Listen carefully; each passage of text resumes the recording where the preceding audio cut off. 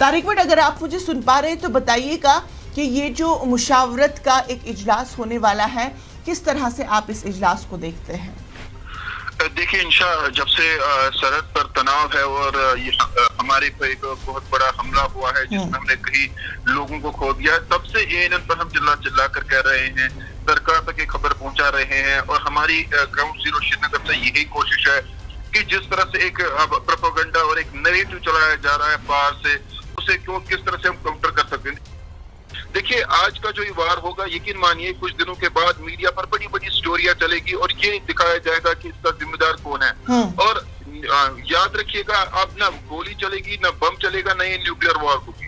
सिर्फ सरहद पर आपको यही सुनना पड़ेगा कि एलओसी के वहां से फायरिंग हुई है या यहाँ से फायरिंग हुई है। उन्होंने लाइन ऑफ कंट्रोल पे वायलेशन की है, हमने की है, लेकिन सबसे बड़ा जो डैमेज और नुकसान होगा वो इमेज पे होगा।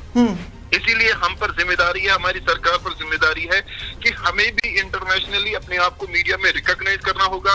क्या हमारे बैठे हुए पार दुश्मन ही इस तरह की स्टोरिया जो है, प्लांटेड स्टोरी, अगर हमें सच कहना है, देखिए वो प्रोपेगेंडा कर रहे हैं और हम काउंटर कर रहे हैं।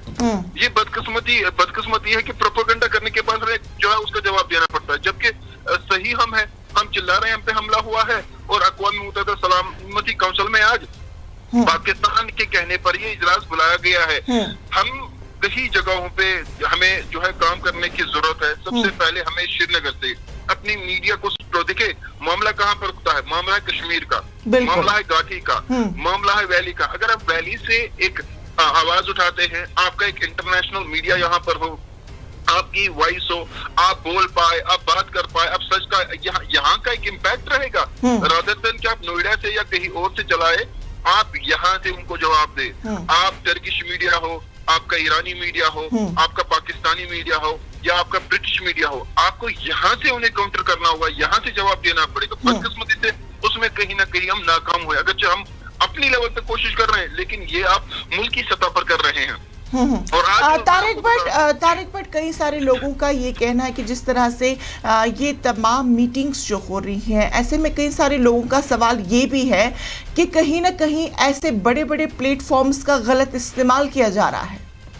देखिए, वो तो हो गया है, उसको कहने की जरूरत ही नहीं है। इंशाअल्लाह हम कई बार चिल्ला रहे हैं, सरकार के सामने बात रख रहे हैं, लेकिन बदकिस्मती शायद सुनने वाले सुनने के बाद गौर नहीं करते। उनको लगता है कि शायद वही मिसाइल और गोलियां चलने वाली है। मैं आज को कहता हूँ, ये ऑन रिकॉर्ड कह रहा हूँ कि कोई गोलीबारी नहीं होगी, जंग जो है वो नहीं होगा। क्योंकि आप देखिए, टर्की ने किस तरह से खुलेआम पाकिस्तान का साथ दिया, सऊदी अरब ने कैसे साथ दिया, चीन ने कैसे साथ दिया, बांग्लादेश जो कल तक हमारी रोटियों पे पड़ रहा था वो कैसे साथ दे रहा है। तो हम कहीं ना कहीं हमें अपनी कमजोरियां भी देखनी है।